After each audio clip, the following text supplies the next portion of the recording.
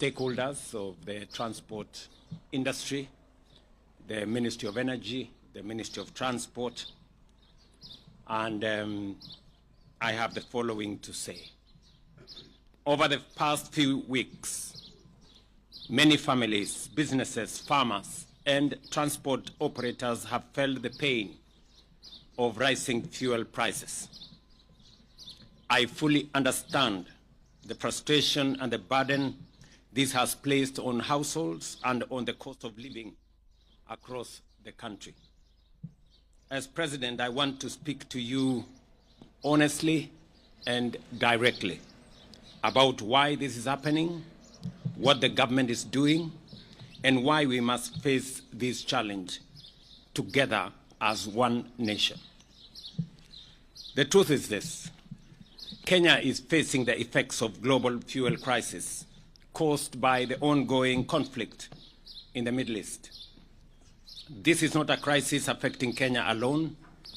Countries across Africa, Europe, Asia, and the Americas are all struggling with rising fuel prices, fuel shortages, and disruptions in supply. Since the conflict involving Iran escalated on the 28th of February 2026, the Strait of Hormuz, one of the world's most important oil supply routes, through which nearly 1/5 or 20% of global oil passes every day, has experienced major disruption. This has created one of the largest global oil supply shocks in modern history.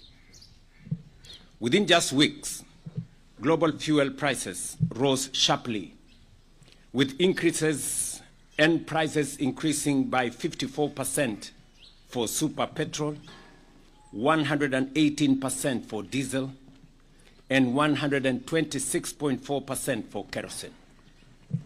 These increases directly affect the landed cost of fuel imported into Kenya and ultimately impacted pump prices across the country. The World Bank now projects that global energy prices will rise by 24% in 2026 alone, while the International Energy Agency has warned that global market may remain undersupplied until late 2026 or beyond. Fellow citizens, this is not a Kenyan problem alone. Around the world, governments are introducing emergency measures to manage rising fuel costs, supply disruptions, and pressure on the cost of living. Some countries are now experiencing actual fuel shortages and rationing. Others have encouraged citizens to work from home in order to reduce fuel consumption, while some have reduced working days. Our priority as government has therefore been twofold. First, to ensure that Kenya continues receiving stable fuel supplies across the country. And secondly, to cushion Kenyans as much as possible from the full impact of this global crisis. Kenya imports all its fuel from the Gulf region. Therefore, when global oil prices rise, the impact inevitably reaches us here at home. The current fuel prices reflect the global reality. We recognize that these increases are painful and carry serious consequences for transport costs, food production, business operations, and the overall cost of living. I know that for many Kenyans, rising fuel prices are not just numbers at the pump. They reflect everyday life. They mean higher matatu fares, a farmer paying more for transport of their produce to the market, a border rider worried about their daily earnings, a parent struggling to stretch their family budget, and a business fighting to remain afloat while protecting jobs. The government of Kenya has not stood by. We have undertaken several consequential interventions. First, through forward planning, using the Petroleum Development Levy and Fund, we have built strategic financial reserves to help stabilize the market during times such as this, without disrupting the broader economy as has happened in the past. To cushion consumers from the sharp rise in global oil prices, the government has used the Petroleum Development Fund to stabilize fuel prices. In the last two pricing cycles alone, that is April, May, and May-June 2026, the government has utilized 13.7 billion to cushion consumers. Secondly, working with Parliament, we have reduced VAT on petroleum products from 16% to 8%, foregoing Kenya shillings 14.4 billion in tax revenue in order to reduce pressure on Kenyan families and businesses. In the April-May 2026 pricing cycle, the government utilized Kenya shilling 6 billion in fuel stabilization and also forwent 6.41 billion in VAT revenue. In total, the government spent 12.45 billion on stabilizing during that cycle. That is April-May. We have spent a total of 12.45 billion to stabilize fuel prices. Because of this intervention, super petrol prices were reduced by 19 shillings and 67 cents, diesel reduced by Kenya shillings 40.25 per litre, and kerosene was reduced by Kenya shillings 115 per litre. Similarly, during the May-June 2026 pricing cycle, the government utilized another 7.7 billion for stabilization and forwent 8 billion shillings in VAT revenue. In total, during the current cycle, the government has spent 15.72 billion on stabilization for this month of May-June. As a result, super petrol prices were reduced by 15.87 shillings per litre, diesel reduced by 44.89 shillings per litre, and kerosene reduced by 78 shillings per litre. Just for context, without government intervention during this cycle, super petrol would today have retailed at Kenya shillings 230 shillings per litre instead of the 214. Diesel would be retailing at 277.75 shillings per litre instead of the current 232.86 shillings per litre. And kerosene would have retailed at 270 shillings per litre instead of the current 191 shillings per litre. Taken together, across April, May, and May-June 2026 pricing cycles, the government has spent a total of 28.19 billion on fuel price support through direct stabilization measures and tax relief interventions. These interventions have protected millions of Kenyans from even more severe economic hardship. I have further directed, after consultations with the leaders present here from the transport sector, and we had many hours of consultations with them yesterday. I have directed that in the pricing cycle, next pricing cycle, we are going to further reduce the price of diesel by a further 10 shillings for the June-July cycle to help stabilize pump prices and provide additional relief to consumers. Thirdly, through the government-to-government fuel supply framework, we have secured guaranteed fuel supplies despite global supply chain disruptions, ensuring uninterrupted fuel supply availability across the country. The arrangement has stabilized fuel pricing compared to the old spot market system, where prices fluctuated sharply every month. Before the G2G arrangement was introduced in 2023, oil importers faced intense pressure to secure US dollars within short timelines, driving rapid depreciation of the Kenya shilling and threatening fuel supply stability.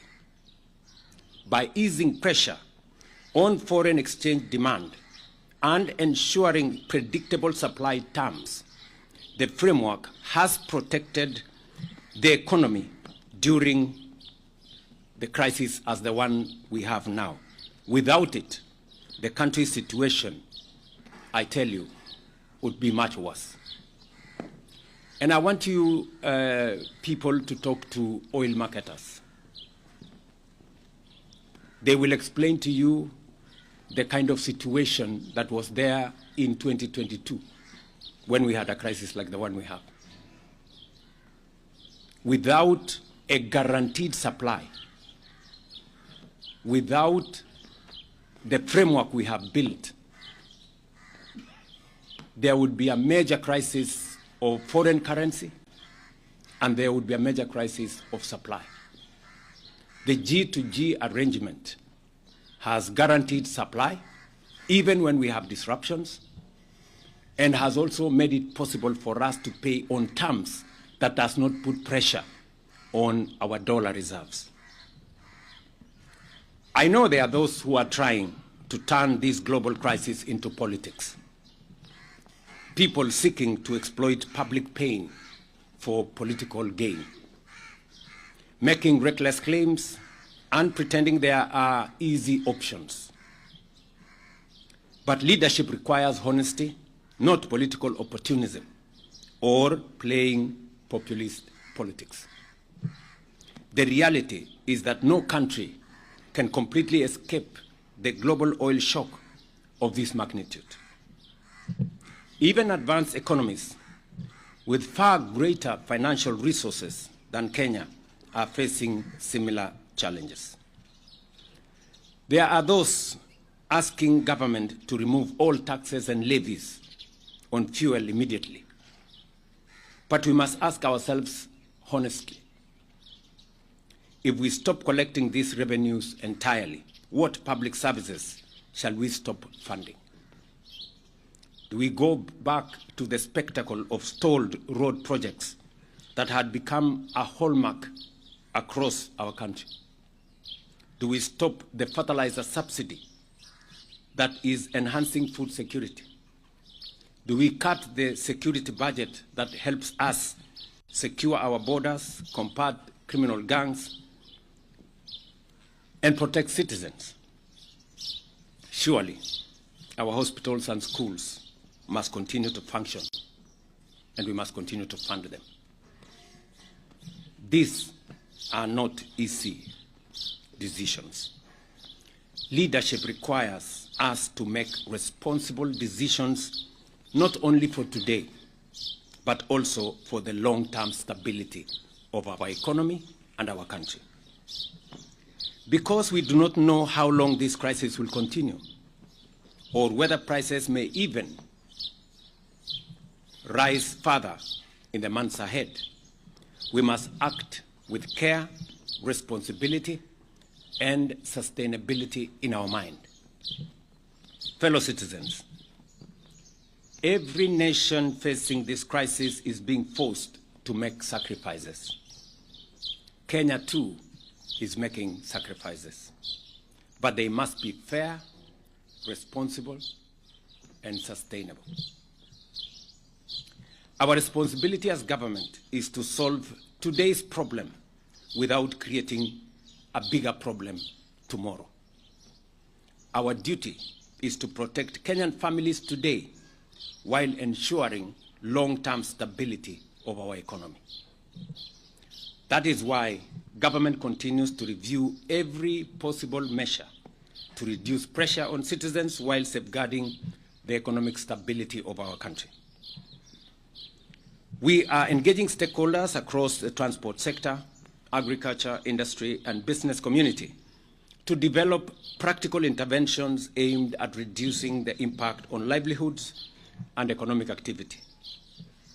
This crisis is also a reminder that Kenya must never remain permanently vulnerable to external oil shocks and conflicts happening thousands of kilometers away from our borders.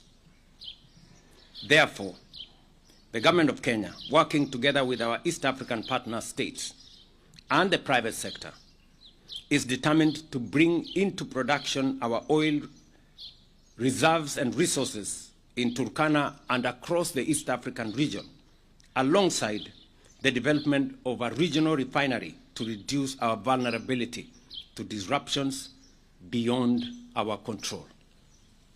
And that is why I have, in the last 6 months, engaged my colleagues in the East African region to bring all our efforts together so that we can use the resources that we have in our region to industrialize our region, but also to build the necessary resilience by having our own refinery in this region. That is work in progress, and I will be briefing the country as we move along. Equally, we are accelerating investments in renewable energy, electric mobility, modern public transport, and energy security infrastructure so that future generations of Kenyans are less exposed to global fuel instability. We must embrace electric vehicles as a first step, and the government has already ordered 3,000 electric vehicles through the Ministry of Interior for use by our security and administration officials. I am also making a declaration that the first 100,000 electric vehicles to be imported into Kenya, whether for public service or private use, will be duty-free, even as we continue to work with private sector for investors in the electric vehicle manufacturing to establish production facilities in Kenya.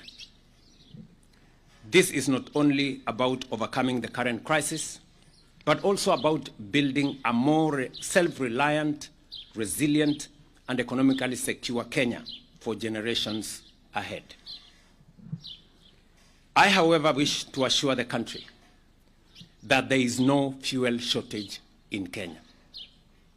Through the government-to-government framework, under which international oil suppliers are contractually obligated to maintain consistent supply, the government is taking all necessary measures to ensure continued, uninterrupted supply and stability in the market. Fellow citizens, this situation is not permanent. We have overcome many challenges before, including droughts, floods, terrorism, and the COVID-19 pandemic, including other global shocks. Each time, we prevailed because we stood together as one people. I therefore ask all Kenyans to remain calm, patient, and united. To every mother worried about tomorrow's food prices, every worker wondering how they will afford transport to work, every trader struggling to keep a small business alive, and every young person anxious about the future, I want you to know that the government of Kenya, your government, sees your struggle and stands with you. To our transport operators, drivers, and logistics workers, some of them represented by the leadership here, we hear your concerns. We respect the important role that you play in keeping our economy moving, and we will continue engaging you to find practical solutions. No Kenyan should feel abandoned at this point in time. And so, after extensive consultations with stakeholders across the transport sector, a number of critical concerns and proposals were raised regarding livelihoods, operations, and sustainability of the industry. Consequently, the government has agreed on the following measures. The Ministry of Transport will engage financial institutions and the banking sector to provide a platform for transport operators to address the financial challenges arising from the current crisis, including the possibility of temporary relief on lending terms within the sector.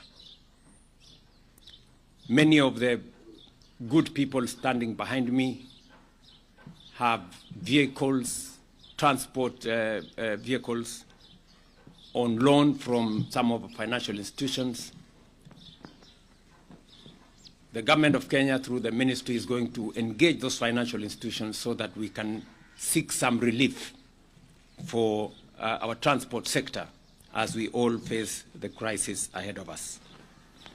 Number two, the Ministry of Transport will work together with Insurance Regulatory Authority to engage stakeholders and address concerns relating to insurance claims affecting public transport operators.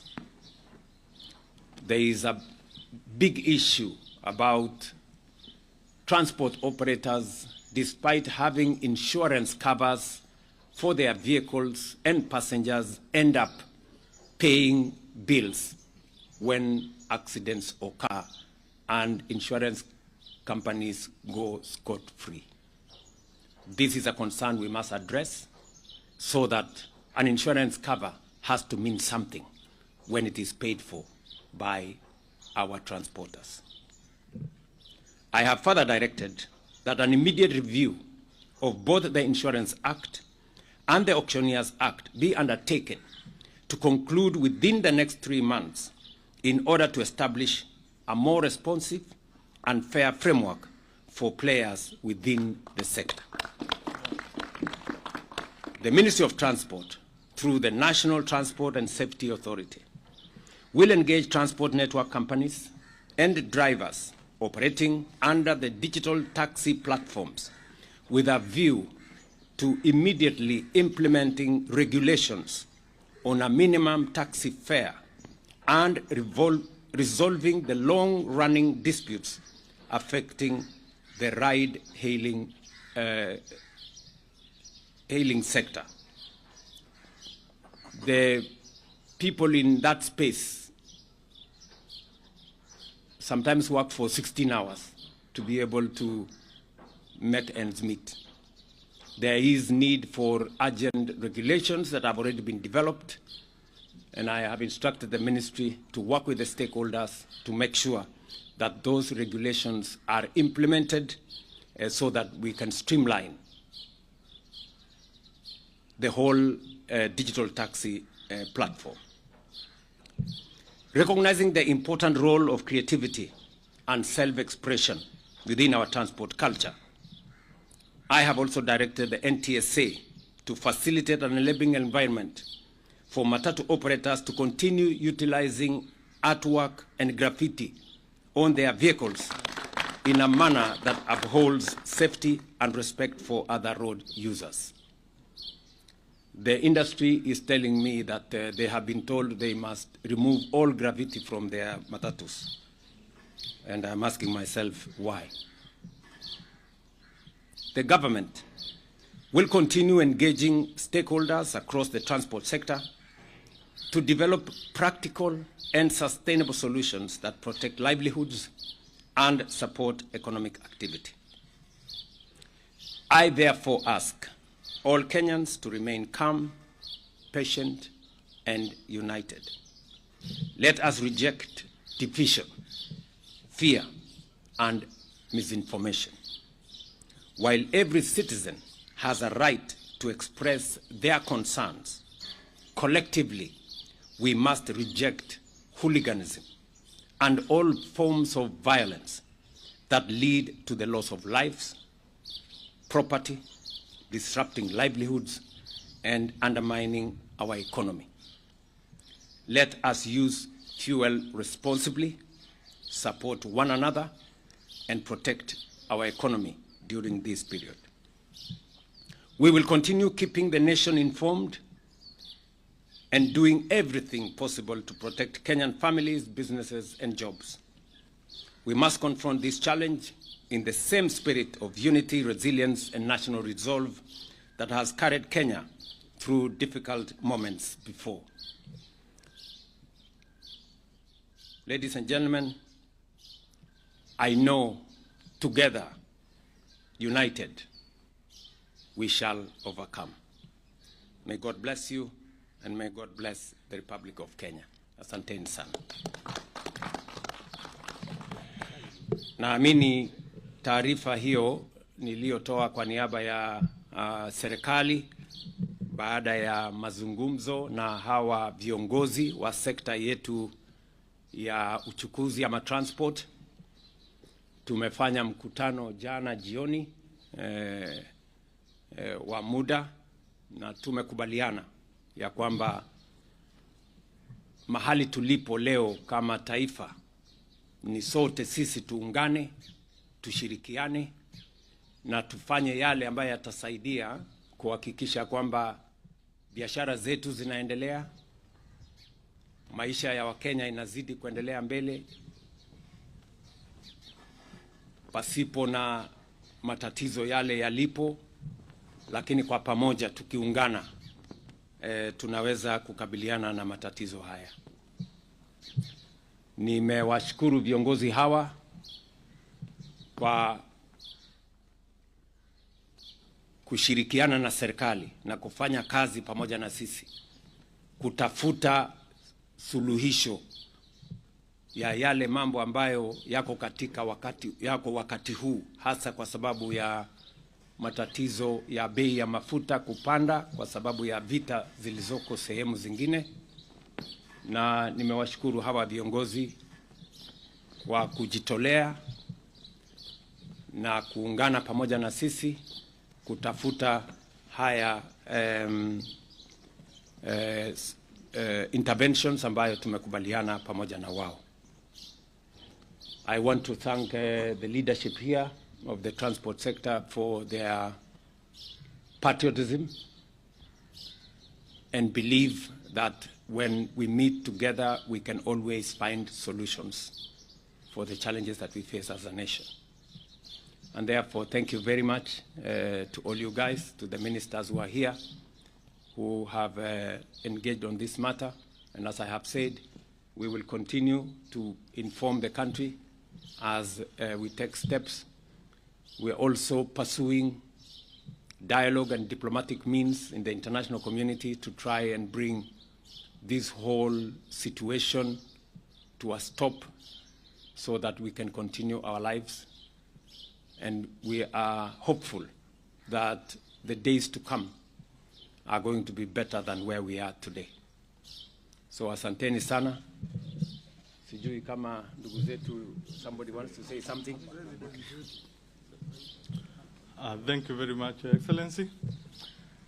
Ours is to say that I would like to first start by apologizing to the country for the time that we went on strike. Ours, we said the vehicles stay at home, but we realized goons infiltrated and some maybe political interests came in and people lost their vehicles People lost schools were vandalized and other institutions.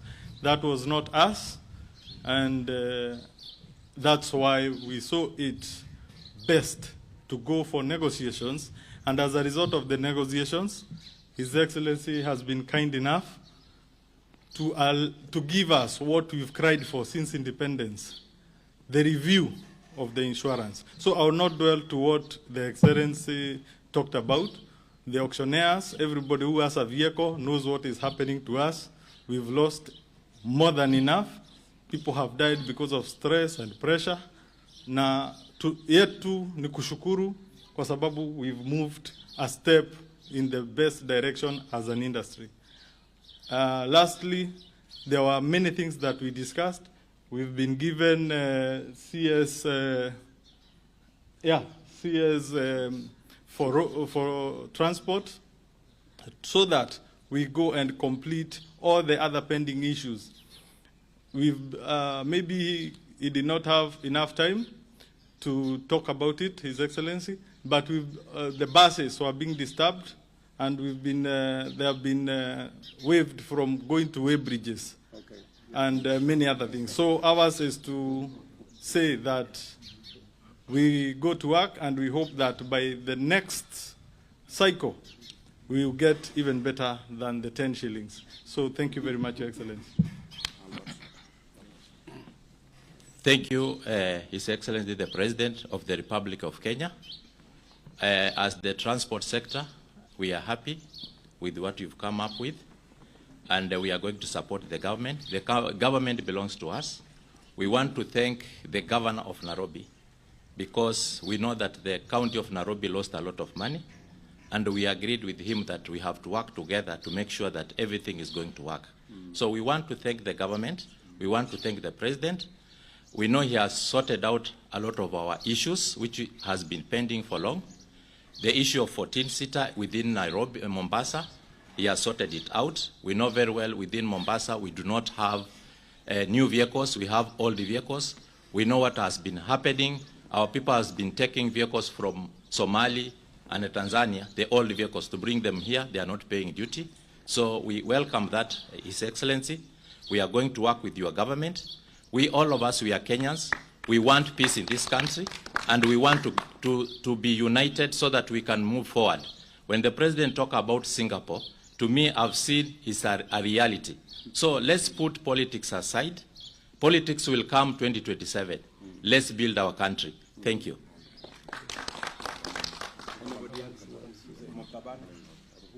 Okay, sorry.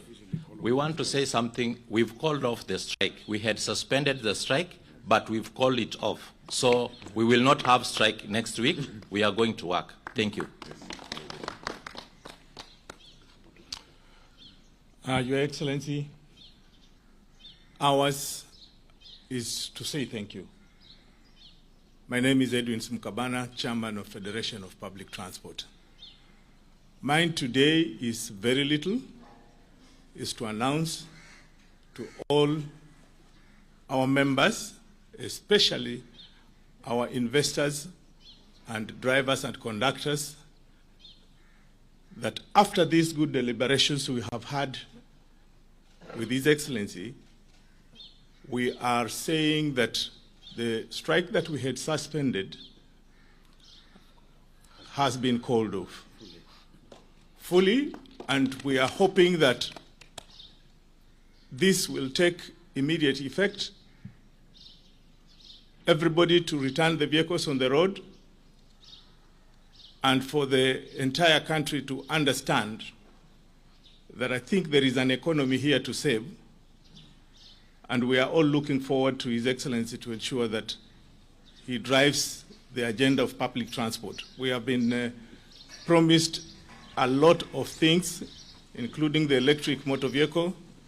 Your Excellency, I was on the task force for electric motor vehicle, and we came up with very many resolutions. It is very good that today you have spoken to it. We further would like to thank you very much on your statement on auctioneering and insurance. This is fantastic for us. That is all I would like to say today.